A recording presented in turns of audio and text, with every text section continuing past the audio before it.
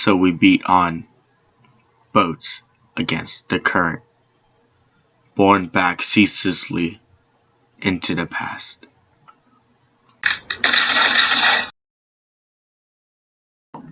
Tonight on 9.06 minutes.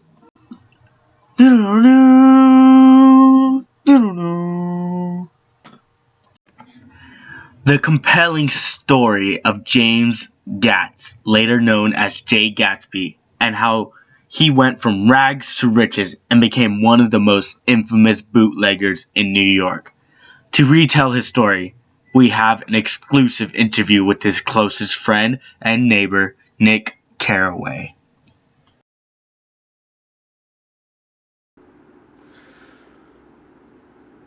It was the summer of 1922, and I had just moved to the East to learn about the bond business.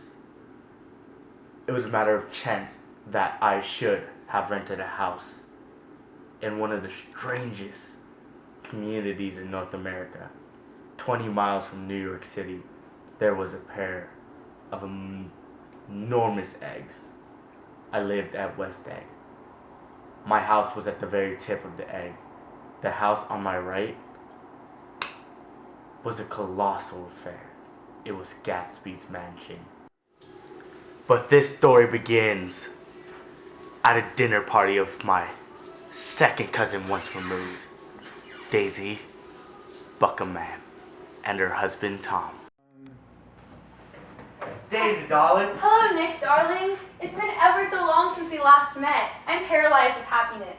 This is my friend Jordan Baker.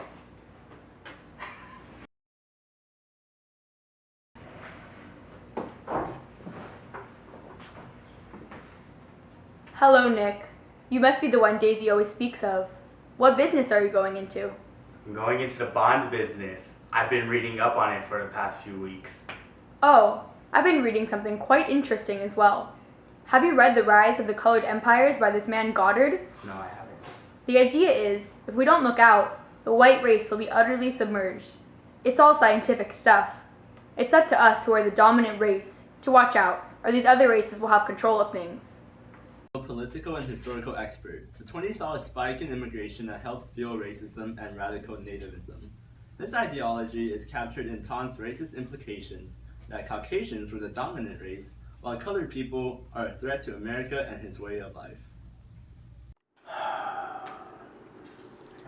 Every weekend, Jay Gasby hosted an extravagant party at his mansion. Hundreds of partygoers traveled from the city to West Egg in Rolls Royces and omnibuses. On their way, they passed the eyes of Dr. T.J. Eckelberg. The retinals are 1 yard high. They look out of no face, but instead from a pair of enormous yellow spectacles.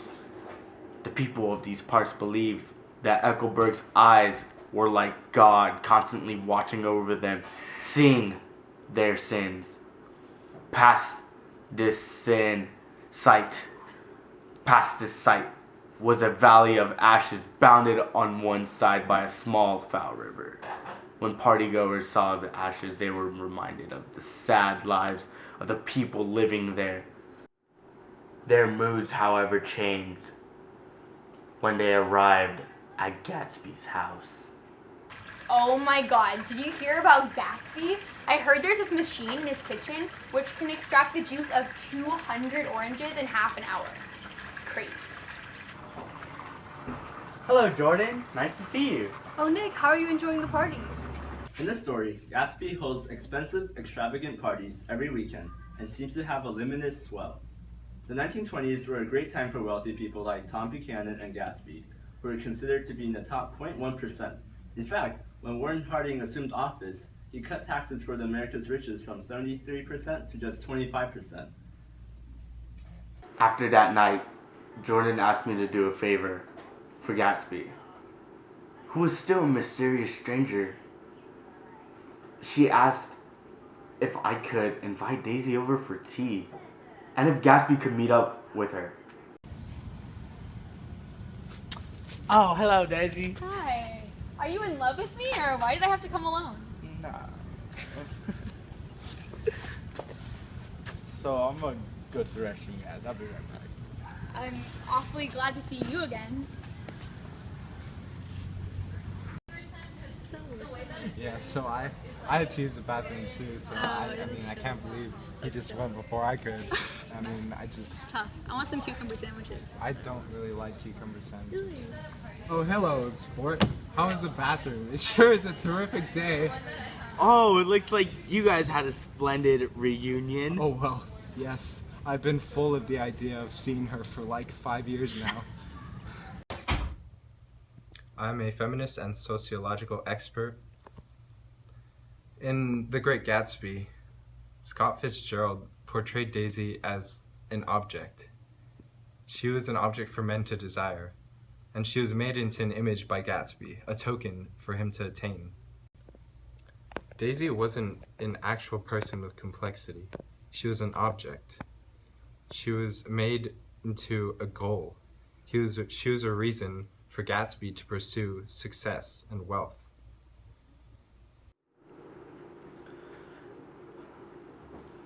After this meeting, the affair of Gasby and Daisy intensified. They quickly fell back in love and met in secret right under the nose of Daisy's husband. One hot day, Daisy proposed that the group of Gasby, Jordan, Tom, myself, and her head to the city. This trip ended up very unfaithful with dramatic consequence. Gatsby, what kind of role are you trying to cast in my house? Tom, please, you're the one causing a row here. Allowed Mr. Nobody from nowhere make love to my wife. Your wife never loved you. She loved me. She never loved you. Go on, Daisy, tell him. Tell him the truth. You never loved him.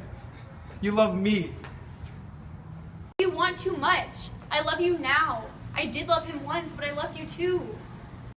Go on. He won't annoy you any longer. I think he realizes that his presumptuous little flirtation is over.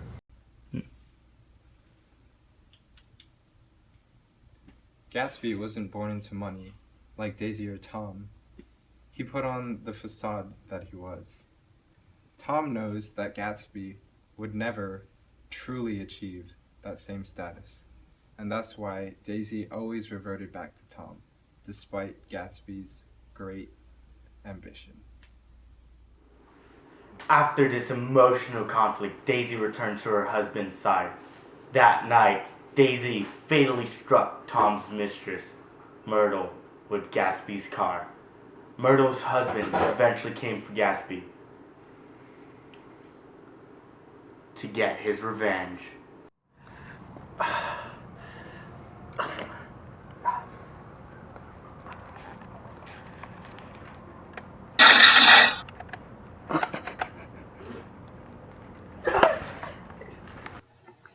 And there we have it, the death of the Great Gatsby.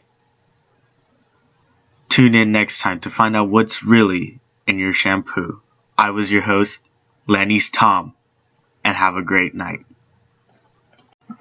Do do do do do ba da ba ba ba do do do. No.